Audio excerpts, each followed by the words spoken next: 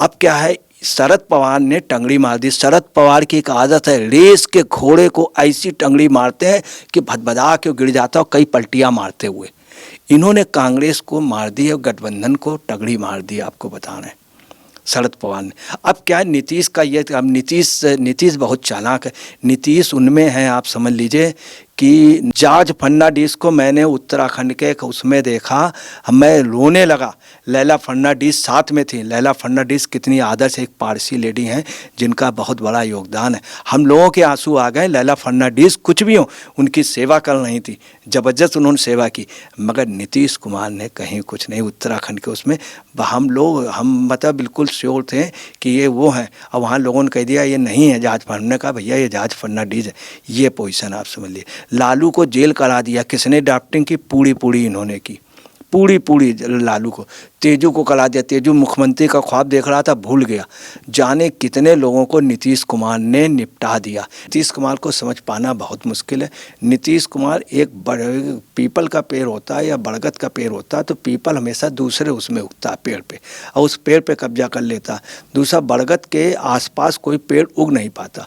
मगर नीतीश कुमार इन दोनों से भी आगे। नीतीश कुमार वो पेड़ हैं कि पूरे जंगल में फिर कोई पेड़ नहीं उग पाता। नमस्कार, स्वागत है आपका हमारे चैनल में। मैं रानी गुप्ता आपके साथ। लगातार जिस तरीके से शरद पवार ने जो बयान दिया है उससे कांग्रेस में खलबली मच चुकी है, और इसी के साथ ही अब देखने को मिल रहा है कि विपक्ष की एकजुटता को लेकर के जो सवाल उठ रहे थे उसमें भी दरार पड़ती हुई नजर आ रही है। जहां जेपीसी के मुद्दे को लेकर के शरद पवार ने सीधे बयान देते हुए यह कहा है कि उन्हें सुप्रीम कोर्ट के द्वारा बनाई गई जांच कमेटी पे ज्यादा भरोसा है। तो अब इसको लेकर के अलग अलग पार्टियों के नेताओं के रिएक्शन आना भी शुरू हो गए हैं।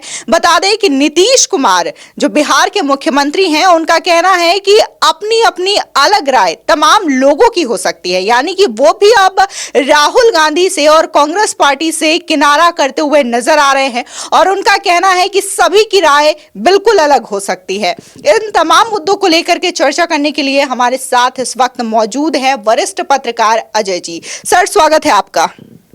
सर, क्या कहेंगे, जिस तरीके से राहुल गांधी जो बातें कही हो, उन्होंने लगातार वो अडानी और हिंडनबर्ग मामले को लेकर के मोदी सरकार को घेरने की कोशिश कर रहे हैं, लेकिन अब उन्हीं के जो सहयोगी दल है, चाहे एनसीपी हो, जेडीयू हो, ये अब किनारा करते हुए नजर आ रहे हैं। क्या लगता है, विपक्षी एकता में बड़ा फूट है ये? देखिए, ऐसा है, विपक्षी एकता बिल्कुल खंड खंड हो जाएगी और विखंडन होगा बहुत ज़बरदस्त। ये लोग सिर्फ कुछ वजह से हो गए थे, चूँकि सभी लोग मिल करके बीजेपी के अगेंस्ट में थे, परंतु जब ये चुनाव लड़ना चाहते हैं तो कांग्रेस के साथ नहीं, क्योंकि हर जगह कांग्रेस से विरोध है। जैसे यूपी है, यूपी में सपा को बसपा का कांग्रेस से विरोध है। आंध्र प्रदेश में, कर्नाटक में, हर जगह इनका विरोध जो है विपक्ष का, उनसे जनता दल का जो विरोध है वो कांग्रेस से है। वहाँ पे कर्नाटक में यही पोजीशन, वहाँ पे बिहार में। दूसरा है कि जो शरद पवार ने बोला है, बहुत सही समय पर सही चोट दी। शरद पवार के बारे में आपको बता देना, आज से 45 साल पहले उन्होंने क्या किया कि अलग पार्टी बनाई, और जनता पार्टी 78 में उन्होंने कांग्रेस से विद्रोह करके चीफ मिनिस्टर बन गए। उस समय सबसे कम एज के ये महाराष्ट्र के इतिहास के अभी तक के चीफ मिनिस्टर थे, 38 ईयर्स के। तो शरद पवार का शुरू से रहा। इसके बाद उन्होंने क्या किया, 1999 में सोनिया गांधी को विदेशी कहा। जब सोनिया जी अध्यक्ष बनी तो इन्होंने विरोध किया, कहा विदेशी हैं, प्राइम मिनिस्टर नहीं बन सकती हैं, अध्यक्ष नहीं बन सकते हैं, इस लायक नहीं। इन्होंने विद्रोह कर दिया और पार्टी को तोड़ दिया। उसमें सोनिया जी का बड़ा लॉस हुआ। इसके बाद भी वो चीफ मिनिस्टर बनते रहे। तो दूसरी शरद पवार को आप हल्के में न लीजिए। शरद पवार इस गठबंधन के सबसे बड़े नेता, हम आपको बता रहे हैं। शरद पवार के 7-8 प्रदेशों में उनका हुआ, और लगभग 3-4 प्रदेशों में इनके विधायक हैं, और ये एक बड़े नेता हैं। इनका गोवा में भी इनकी पार्टी 3rd नंबर पे, गुजरात में कई सीटों पे लड़ते हैं, कर्नाटक की कई सीटों में मराठों का सबसे बड़ा नेता शरद पवार है, और नॉर्थ ईस्ट में ये 2 जगह सत्ता में है और इनके विधायक हैं वहाँ पे। दूसरा, इन्होंने एंड टाइम पर नीतीश कुमार को ये एक बहुत तगड़ा इन्होंने झटका दे दिया है। मल्लिकार्जुन ने नीतीश कुमार को फ़ोन किया था और थोड़ा सा बड़ा कोऑपरेट किया था और आश्वासन भी दिया था इनडायरेक्ट। ये जानबूझ के सोनिया जी और इनकी फैमिली ने मल्लिकार्जुन को लगाया कि किसी तरह नीतीश कुमार को लालच देगा कि हम उसके बाद वो तय करेंगे, और नीतीश कुमार उसी ख्वाब में चल रहे थे। इन्होंने शरद पवार ने जो बोल दिया, सबसे ज़्यादा नीतीश कुमार के नीचे का पटरा हट गया हो जैसे। ये पूछा, नीतीश कुमार भी इतने चालाक हैं, इतने मतलब वो हैं चपल सुजान कि उन्होंने बयान क्या दिया। जब शरद पवार का उनसे पत्रकारों ने पूछा तो उन्होंने कहा कि भाई ये मीडिया द्वारा मुझे पता चला है अभी, जबकि उन्हें पता पहले चल गया था। उन्होंने कोई जवाब नहीं दिया। फिर उन्होंने कहा कि पिछले साल हमारी उनसे मुलाकात हुई थी, इधर कोई बात भी नहीं हुई इस टॉपिक पे। फिर उन्होंने क्या कहा कि भाई विस्तार से तो हमको नहीं मालूम है, ये विस्तार से वही बताएंगे, हमें तो नहीं मालूम। फिर उन्होंने कहा अलग अलग राय सबकी है, सब लोगों की अलग अलग राय।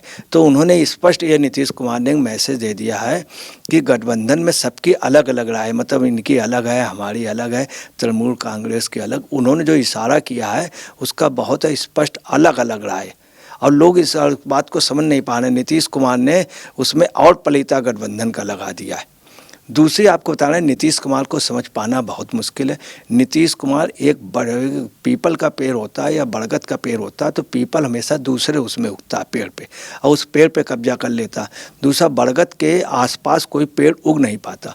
मगर नीतीश कुमार इन दोनों से भी आगे। नीतीश कुमार वो पेड़ हैं कि पूरे जंगल में फिर कोई पेड़ नहीं उग पाता। अच्छा, जिस तरीके से देखने को मिला कि जब पत्रकारों ने सवाल किया नीतीश कुमार से तो उन्होंने सीधे किनारा कर लिया। उनका कहना है कि ये व्यक्तिगत राय है। तो क्या लगता है कि ये बहुत बड़ा झटका है राहुल गांधी के लिए? देखिए, मैं इसमें बहुत पक्की बात बता रहा हूँ, सॉलिड। चूँकि मेरी खुद एक सांसद से राजद से बात हुई, और मैं नाम कुछ वजह से नहीं बता रहा हूँ, हो सकता बातचीत में नाम भी बोल दूँ। उन्होंने क्या किया, वो नीतीश और लालू के बीच में वो हैं। लालू से इन लोगों ने कहा, लालू ने समझाया कि ऐसा है, नीतीश को लालच दो, तुम प्रधानमंत्री बन जाओगे। तब सोनिया और राहुल ने फ़ोन किया, बोले हम अगर कह देंगे तो हम अपना दावा, चूँकि राहुल खुद ही बनना चाहते हैं, उनको दिन सुबह शाम उनको जगते भी सपने आते हैं। अच्छा, प्रधानमंत्री ऐसा पद होता है कि जगते हुए भी सपने आते हैं। भाजपा में भी कई लोगों को आते हैं, जगते हुए आते हैं। राजनाथ सिंह को तो हर वक्त आते हैं, तमाम लोगों को आते हैं, गडकरी जी को भी आते हैं, जगते हुए भी। मतलब कब, जब मोदी जी के बाद में, जब मोदी जी रिटायर्ड हो जाएंगे, जब 80 के हो जाएंगे, जब भी वो करें। हालांकि 2026 में मोदी रिजाइन करेंगे, ये भी हम आपको बता देना, मगर दोबारा मोदी जीत के आएंगे। तो है क्या कि उन्होंने ये एक डिस्कशन किया उनसे कि आप कह दो, तो खड़गे जी से फ़ोन कराया गया। वहाँ पे सब लोग बैठे थे, लालू जी भी थे, लालू जी के लड़के भी थे, और वो भी थे, लल्लन सिंह जी भी थे, सब लोग थे। और उनको फ़ोन किया गया कि आइए भाई, आप ही को नेतृत्व करना है विपक्ष के उसका, और आप ही नेतृत्व अभी भी करना है, बाद में करेंगे। उससे नीतीश कुमार जी के सपने जो थे वो बिल्कुल हरे हो गए, उनके बाल आल सर के बिल्कुल खड़े हो गए, और वो बड़े खुश हो गए। अब क्या है, शरद पवार ने टंगड़ी मार दी। शरद पवार की एक आदत है, रेस के घोड़े को ऐसी टंगड़ी मारते हैं कि भदभदा के गिर जाता और कई पलटियां मारते हुए।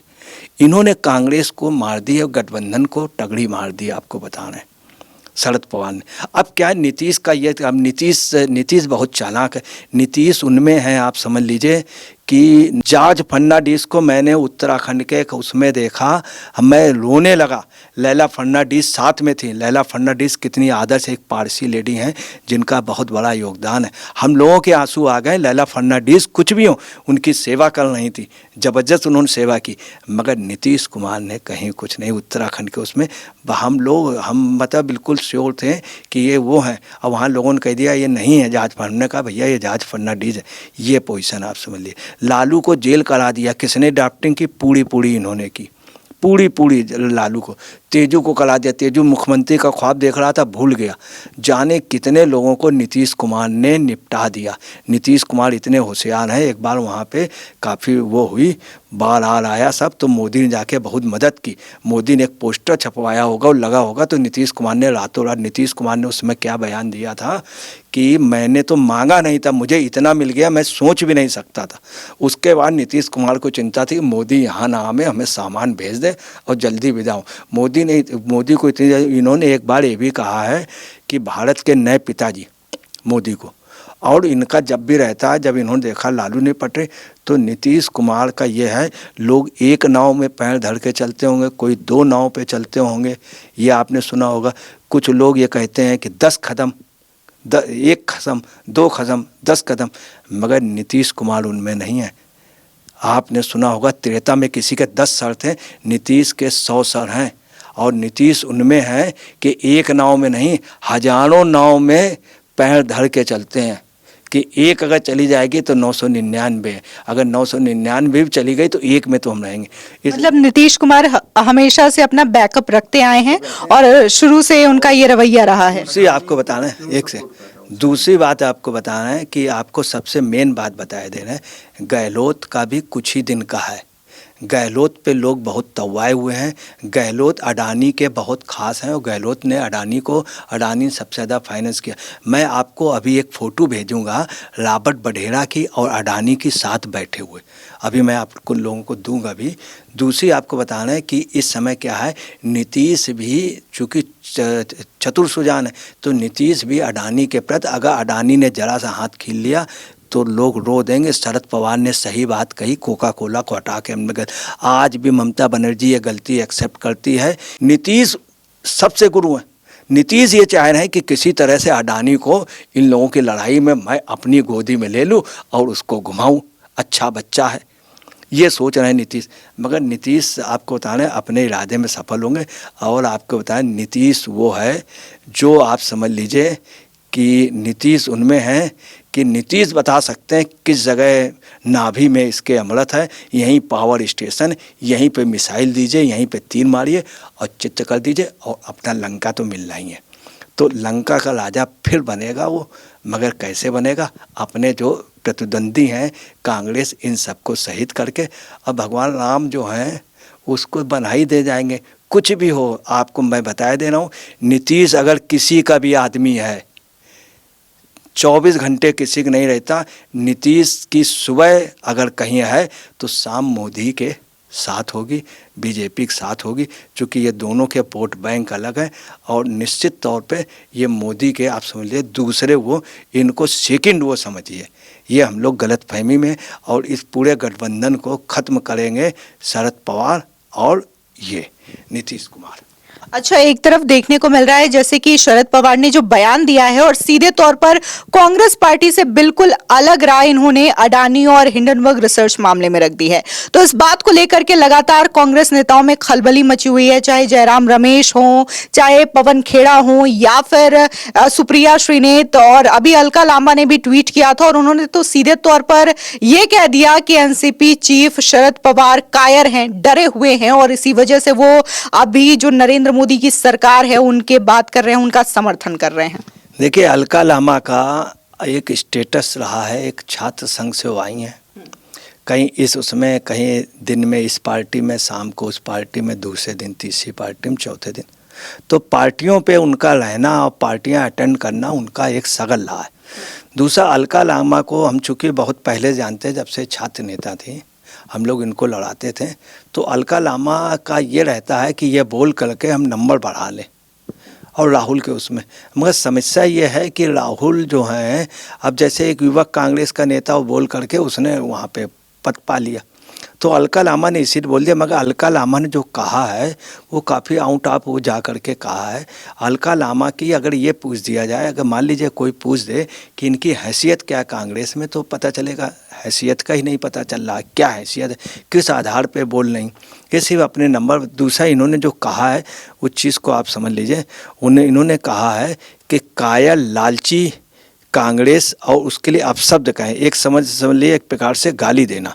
दूसरा, उन्होंने कहा है कि गठबंधन कोई टुकड़े कर देंगे, ये भी उन्होंने कहा कि शरद पवार गठबंधन का टुकड़े कर देंगे। इसके अलावा उन्होंने कहा लालची चोरों को बचाने चौकीदार, और ट्विटर में कहा है साइन, और उनके साइन और उसकी अडानी की एक तस्वीर पोस्ट की है, उसमें उन्होंने नीचे लिखा है शरद पवार और अडानी की साथ में बैठी हुई एक फोटो पोस्ट की है। तो उसमें उन्होंने कहा है कि डरे लालची लोग अपने निजी हितों के चलते तानाशाह सत्ता के सत्ता के गुणगान कर रहे हैं। देश के लोगों को लड़ाई एक अकेला राहुल लड़ रहा है। ये जो उन्होंने बात लिखी, देश को के लिए लड़ाई at the rate of Rahul Gandhi, अकेला लड़ रहा है, उसका नाम नहीं लिया नीचे उसमें at the rate of Rahul Gandhi. नहीं, राहुल गांधी को टैग किया, मतलब बता रहे हैं कि देश की जनता की जो लड़ाई है वो अकेले राहुल गांधी लड़ रहे हैं। नंबर बढ़ाने के लिए कर रहे हैं। उसमें लिखा पूंजीपत चोरों से भी और चोरों को बचाने वाले चौकीदार से भी। तो ये उन्होंने जो कहा है, तो ये आप समझ लीजिए अलका लामा और शरद पवार में बहुत अंतर है। शरद पवार सोनिया गांधी को राजनीति से बाहर कर चुका है। शरद पवार ने सोनिया को प्रधानमंत्री नहीं बनने दिया था। राहुल गांधी को भी उन्होंने, जब राहुल गांधी की राजनीति से, उन्होंने राहुल गांधी को राजनीति से बाहर करने वाले सिर्फ शरद पवार थे। और शरद पवार की अपनी हैसियत है, और अगर ये बात जाके महाराष्ट्र में कह दें तो हमारे ख्याल में अलका लामा वहाँ पे निकल नहीं पाएंगे। हाँ, महाराष्ट्र के नेताओं ने भी इसका विरोध करना शुरू कर दिया। देखने को मिला है कि महाराष्ट्र के जो उप मुख्यमंत्री हैं देवेंद्र फडणवीस, उन्होंने तो सीधे तौर पर यह कह दिया है कि जिस तरीके से शब्दों का इस्तेमाल किया जा रहा है, और यही वजह है कि राहुल गांधी की वजह से ही जो भारत की एक सांस्कृतिक राजनीति रही है, यानी कि नेताओं को लेकर के जो नैतिकता बढ़ती जाती थी, सम्मानपूर्वक वर्ड यूज किए जाते थे, वो शब्द अब गायब हो रहे हैं। और ये रीजन है राहुल गांधी, क्योंकि राहुल गांधी भी इसी तरीके से बयान देते हैं, अमर्यादित शब्दों का इस्तेमाल करते हैं खुद प्रधानमंत्री को लेकर के। एक्चुअली में इधर राहुल कुछ कमज़ोर हुए हैं, और राहुल के साथ बड़ा हादसा ये रहा कि वो वहाँ पड़ गए। तो एक प्रकार से वहाँ पड़ गए तो इनको था कि इंटरनेशनल लीडर बन जाएं, वहाँ पे सर मुड़ाते ओले पड़े। वहाँ से जब आए तो युवा की संसद से इनकी सदस्यता चली जाएगी। सदस्यता इनकी दूसरे उसमें चल गई, जो ये इनको दोषी कोर्ट ने किया। दूसरा, राहुल गांधी का बंगला भी खाली होने की पोजीशन, राजनीति से भी, अध्यक्ष पद से भी हट गए। तो इनकी जो पोजीशन, अब इन्होंने क्या किया, कांग्रेस वालों ने बीजेपी का मुकाबला करने के लिए अपने यहाँ लेडीज़ों को आगे किया, क्योंकि इनके यहाँ जेंट्स जो हैं वो बुझे हुए पटाखे हो गए। अच्छा, वो जो खड़गे जी हैं उनकी कभी कोई मेमोरी चली जाती है। मल्लिकार्जुन जी वो अपने उस पे लगे हुए हैं। अच्छा, दिग्विजय सिंह जी हैं वो भी काफ़ी बूढ़े हो गए, किसी तरह से मेकअप वेकअप करके आते हैं। तो ये है कि उनकी स्क्रिप्ट वगैरह, चूँकि उनकी अच्छी ये है कि स्क्रिप्ट वगैरह लिखने वाले उनके पास अच्छे लोग हैं, और उनकी ड्राफ्टिंग करने वाले, प्रेस ब्रीफिंग करने, तो किसी तरह से वो एक बूढ़ा आदमी चल रहा है बैसाखियों में। तो इनके पास जो नेतृत्व तो सब हो गया। दूसरी, राहुल की भी ये पोजीशन है कि मतलब कहना नहीं चाहिए, जैसे एक आदमी बारात लेके जाए, अब नाचे भी और सबको ले जाए और बहू को विदा करा ले, उसके बाद कहीं चला जाए। इनकी पोजीशन यही है कि ये गुजरात में गए, अगर इन्होंने यात्रा निकाली थी, कहीं गुजरात में कर देते हैं, अगर अपनी पद यात्रा निकाल देते हैं तो कांग्रेस की वहाँ सरकार होती, मगर पता नहीं क्यों डर जाते हैं एंड टाइम पर। यही पोजीशन इनकी वहाँ पे कर्नाटक में नहीं जा रहे हैं, वहाँ भी डर रहे हैं। मतलब वही पोजीशन हो गई कि एक आदमी वो हॉकी खेल रहा, फुटबॉल खेल रहा, और आधी फील्ड के बाहर चला जाता और डी के पहले गोल नहीं कर पाता। अब इन्होंने क्या किया, इसको अलका लामा का आगे कर दिया, एक को और आज सुबह कर दिया, श्रीनेत को। तो जो श्रीनेत हैं, सुप्रिया श्रीनेत, उन्होंने जो बयान दिया और ज़्यादा घातक दिया। अच्छा, महिलाओं पे हाले हर्जा कोई मुकदमा दायर नहीं करता, वरना इन लोगों के मुकदमा हो जाए, महाराष्ट्र वगैरह में चले जाएं तो आपको बताना इनको हेलमेट पहनना पड़े शरद पवार के लिए, और कार को बड़ा इनको हिसाब से रखना पड़ेगा। दूसरी बात ये उनके साथ भी नहीं है, केजरीवाल जी के साथ बात है, कमज़ोर मर्दाना मजबूत जनाना, ये पोजीशन कांग्रेस के साथ इस समय यही पोजीशन, कमज़ोर मर्दाना मजबूत जनाना। तो ये शायद जनानों के बल पर वो कर ले जाएंगे। कांग्रेस आवाज़ दबा रही है, लोगों की आवाज़ नहीं दबा पाएगी। जनानियों को ला करके कांग्रेस, ये जनानियाँ, इसमें कोई शक नहीं, एक आदर्श है, इसमें कोई नहीं। तीनों जनानियों का अपना मग कितना संघर्ष करना ही बेचारे। अब उससे आप उस विश्व शर्मा को भिड़वाए दे रहे, उससे उसको भिड़वाए दे रहे, उसके अलका लामा अच्छी खासी लेडी बेचारी दिल्ली की, उसको उससे बता दे। अरे ये खुद राहुल गांधी खुद आ जाए, इनकी ये पोजीशन है कि मोदी के यहाँ संसद में गए, ऐसे जा करके मोदी के यहाँ पे उड़क दिया। आप सामने आके चैलेंज करते हैं कि मोदी जी हमको आपसे निपटना है, तो ज़्यादातर मोदी यही करते हैं, कहते हैं कोई बोलेगा नहीं, निपटो। मगर आप समझ लीजिए जो राहुल ये हरकत कर रहे हैं, जा कर के ये कर लेना, वो कर लेना है, वहाँ पे जा कर के कुछ कह देना, तो उससे ऐसा लग रहा है कि दिवालियापन हो गया है। तो कहीं ना कहीं जिस तरीके से राहुल गांधी जो बार बार ये जेपीसी का मुद्दा उठा रहे हैं, अडानी को घेरने का प्रयास कर रहे हैं, तो इस बीच से सीधे तौर पे जो विपक्ष की तमाम पार्टियां हैं, चाहे नीतीश कुमार हो, शरद पवार हो, किनारा काटते हुए नजर आ रही हैं। फिलहाल हमने बात की इस मुद्दे को लेकर के, आपकी राय इस वीडियो को लेकर के जो भी हो कमेंट सेक्शन में जरूर बताएं और आगे की अपडेट के लिए चैनल को सब्सक्राइब करना ना भूलें। धन्यवाद।